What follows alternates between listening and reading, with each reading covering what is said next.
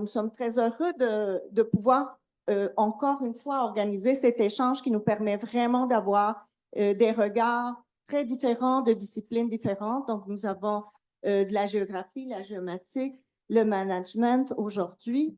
Et pour faciliter l'échange, donc, nous allons faire vraiment des présentations éclairs, des petits 10 minutes qui nous permettent d'amorcer. C'est pas des... On ne pourra pas avoir une présentation complète de la profondeur de vos recherches.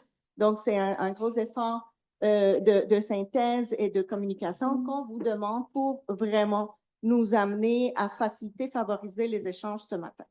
Donc, je fais juste un petit rappel sur le cadre. Nous avons déjà bien compris comment on peut travailler avec les ODD pour les intégrer dans nos recherches, pour faire en sorte de mettre en lumière les contributions aussi de nos recherches aux différents ODD. Je rappelle simplement donc les 17 objectifs de développement durable adoptés par tous les pays membres des Nations unies constituent aujourd'hui un cadre structurant permettant de guider les politiques et les actions pour qu'elles contribuent à construire une société plus durable, plus inclusive et plus juste. Ils offrent également un langage commun pour travailler dans l'interdisciplinarité et l'intersectorialité. Cette session vise d'une part à mettre en lumière la façon dont la recherche universitaire contribue à faire avancer les objectifs de développement durable, en utilisant l'expertise et les connaissances des universitaires et des scientifiques, mais aussi en mobilisant et en collaborant avec la société civile, publique et privée. Elle vise d'autre part à démontrer comment les ODD peuvent construire un support de collaboration interdisciplinaire et permettre d'accroître l'impact sociétal de la recherche universitaire. Donc, mon nom, c'est Liliana Diaz, je suis coordonnatrice scientifique à l'Institut EDS, puis j'ai le plaisir de présenter ce matin donc nos 4 présentateurs.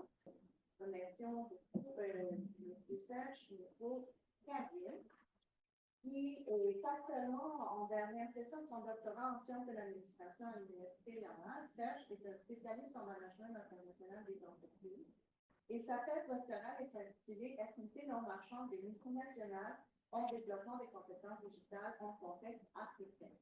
Déterminant stratégique et impact politique ». Ses recherches portent donc sur les problématiques de développement durable et de gouvernance collaborative, mais également l'épistémologie des entreprises multinationales.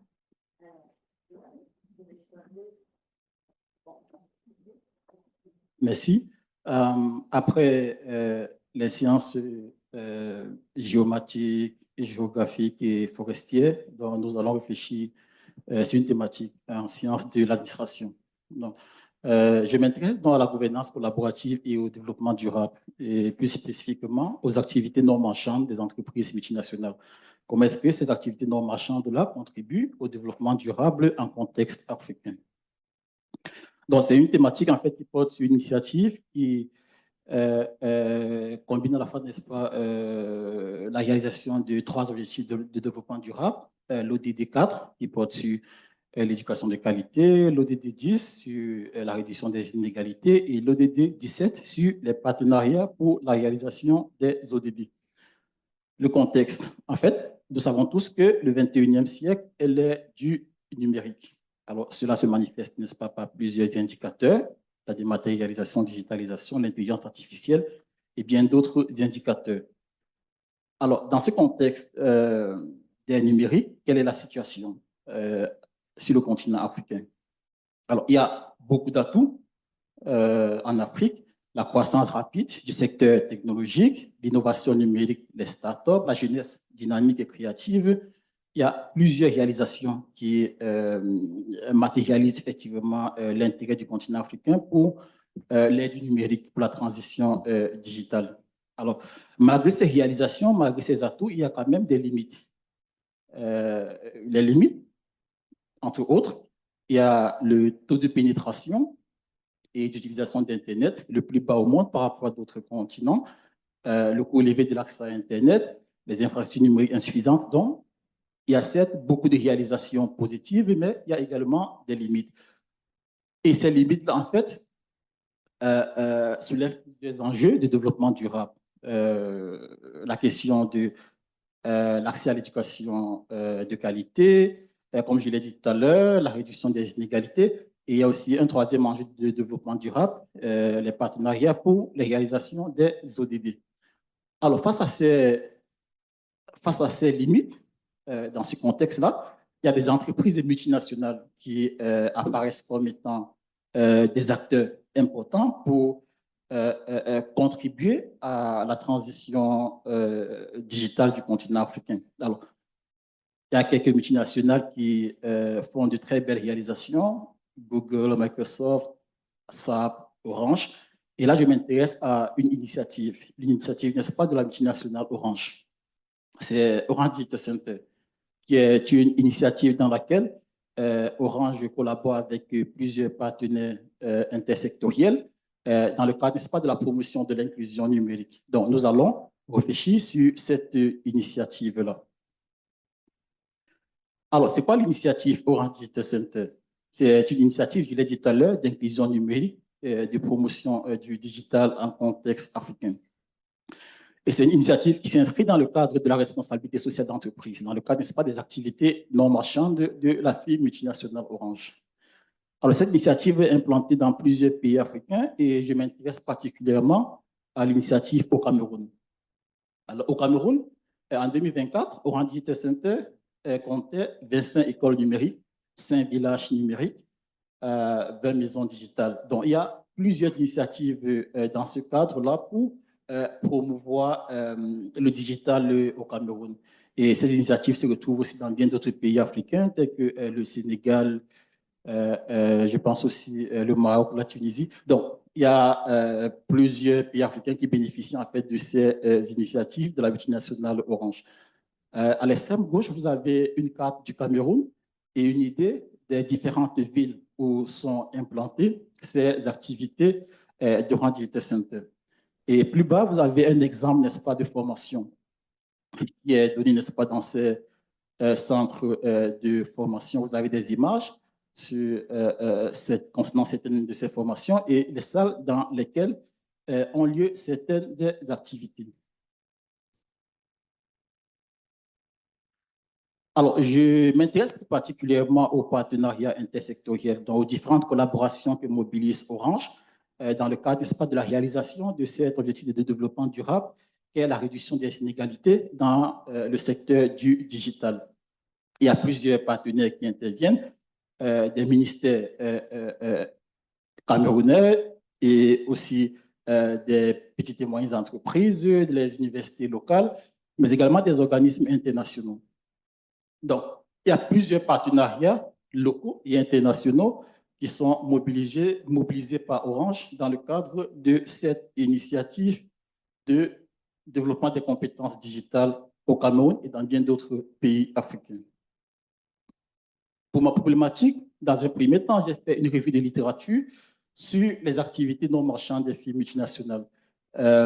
Dans les activités non marchandes des firmes multinationales, portent spécifiquement sur les relations politiques, les contributions financières, la coopération avec des acteurs sociaux, le réseautage politique et bien d'autres. Donc, les déterminants sont nombreux et aussi les retombées sont assez considérables. Après la revue de littérature, je me suis intéressé, n'est-ce pas, aux différents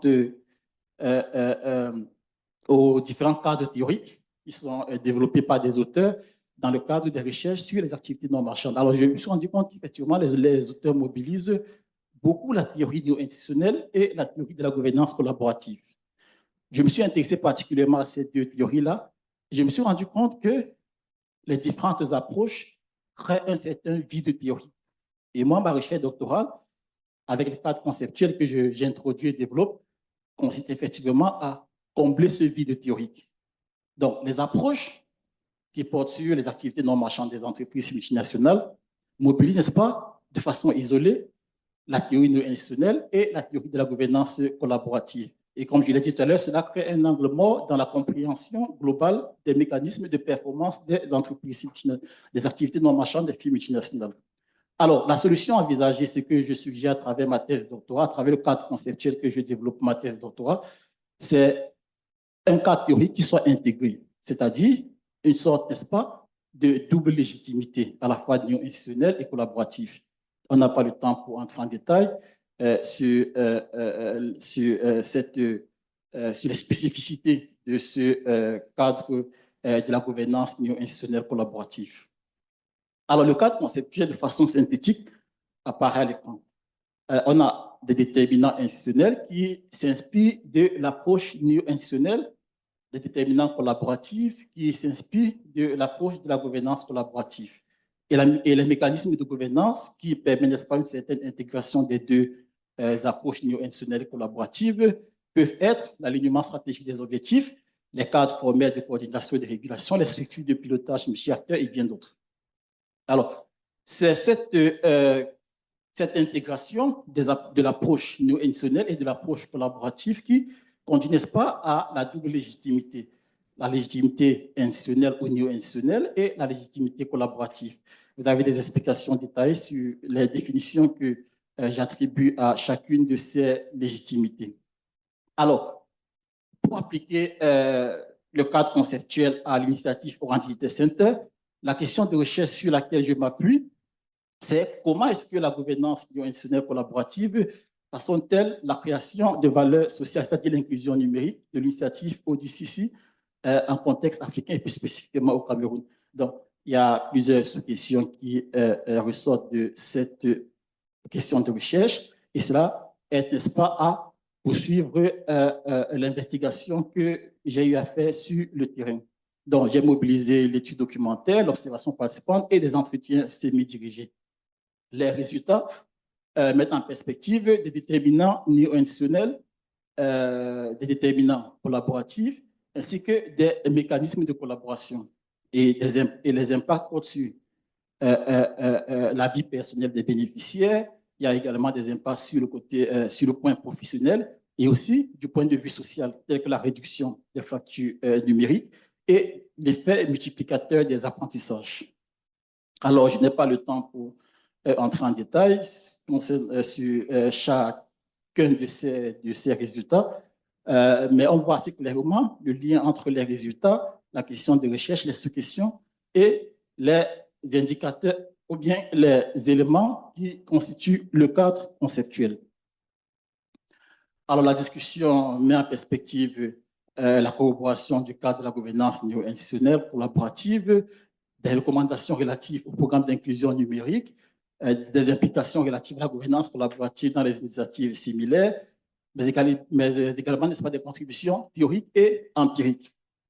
Et j'ai également souligné des limites de notre étude, des limites effectivement qui donnent lieu à des pistes de recherche futures. Donc voilà, je vous remercie pour votre attention.